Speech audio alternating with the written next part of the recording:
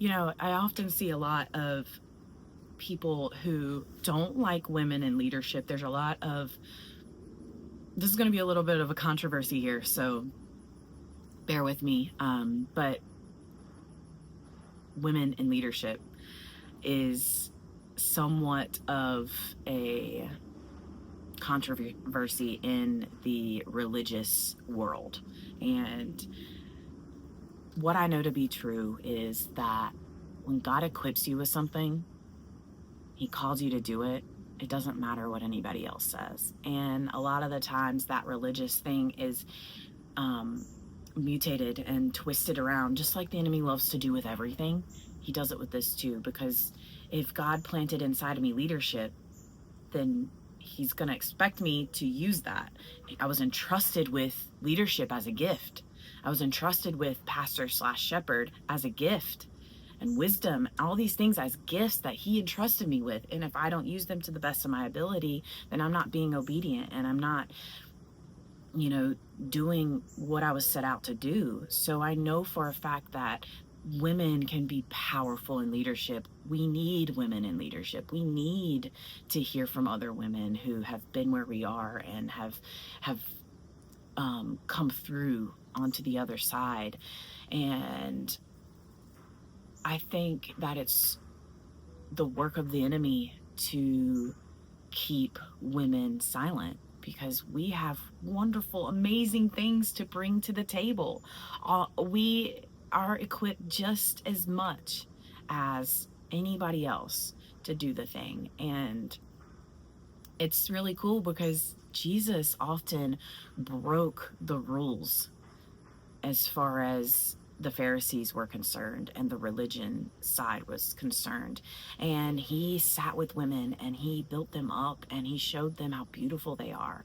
And it was really cool that when He was resurrected,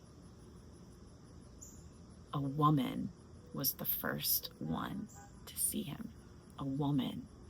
That was intentional. That wasn't a mistake. God is very intentional in what He does. And I think it's more of like a power to say, look, women can be heard, women can be seen. And a lot of the times it's the Bible, you almost have to differentiate between what is prescribed for you to do as a believer and what is a description in the Bible, so you understand context of what's going on. And we all struggle with that. Like, you can get to the best scholar or a theologian and sit down and debate back and forth. There's just so much, so much. But when you get into a relationship with Jesus, it breaks chains around some of the religious things in this world. So I encourage you, as a woman in leadership, to stand on that and believe what God has called you to do, because your relationship, your personal relationship, is what matters.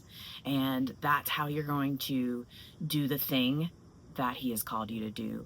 Not every woman is meant to be a leader. Not every man is meant to be a leader, but in a large capacity, but we all are called to do something. And if we can figure out what those giftings are, there's tons of spiritual gifting tests and things like that. Some churches do them. I found out mine through my own church, and it's really beautiful. And then you take that and you take it to God and you confirm it with Him, because He's equipped you with something. And it can be really scary when you find out that your gifting is leadership and pastor/shepherd, and you're a woman. Okay, so like there's so many things that hover around that and kind of keep you from doing the thing. And I struggle with that a little bit, just as a lot of people do.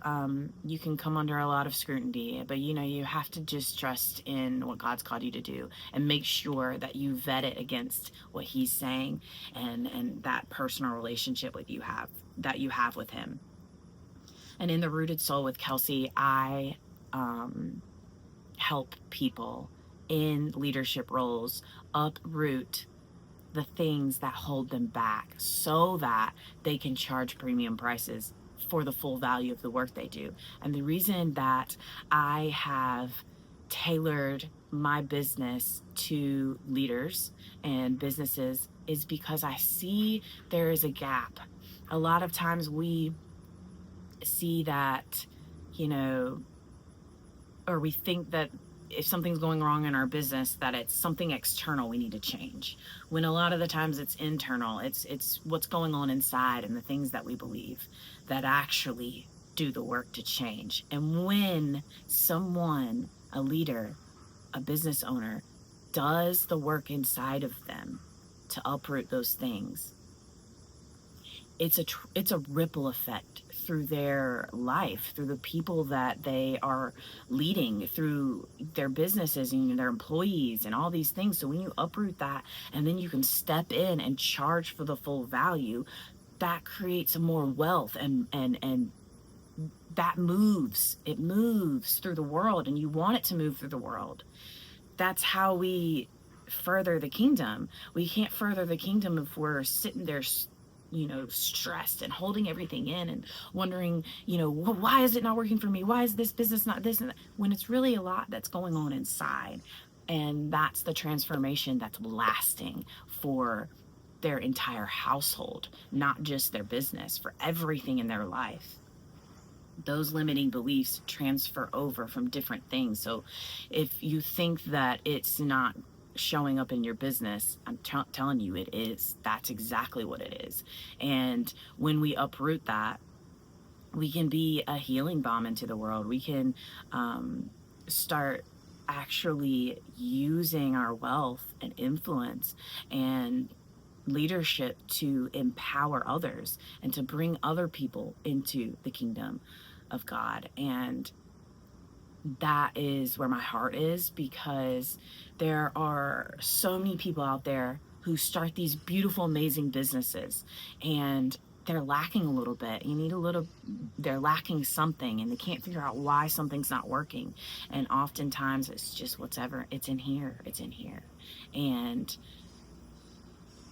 there's a lack of using what God says in our businesses. And I want for our businesses to succeed so that the employees succeed, and they can take that, the money. When you start making more money, it trickles down, and then you can start giving to your employees more, and then your employees feel happier, and then they're going home happier and able to do more things with their wealth that they bring and their abundant life. If we're so worried about scarcity or what will happen if we do this or that, or that actually causes us to not step into what God has called us to do and charge and be. And to think that charging premium prices is greedy would be to put God in a box, because God doesn't work inside this world. He doesn't work in the industry. And I say that all the time. He just doesn't. He doesn't work in logic. He doesn't work in the market. And the reason that is, when you fully put your business on Him as the foundation, not in the foundation of what the world says needs to be your business, that's when things change. That's when you impact people's lives, including your own. When I get this email list up and running, that you guys will come and subscribe to that, there's going to be a lot of information that I can share with you, and we can get into the community with each other and really support each other in building the kingdom and building a lasting legacy for your family, for yourself, your kids, whatever it is, whatever your heart's desire is. I'm sure we can build something that's different, because God called us to, and He is number one. His is the victory. Who can be against you if God is for you? And truly, you can have people come and say one thing or another, say, oh, she's crazy. Oh, she's greedy. She's this or that. And that's okay. Let them do that. Let them be great at whatever it is. I am only doing what God's called me to do. And at the end of the day, it doesn't matter what anybody else says. And it doesn't matter about what your industry does or says.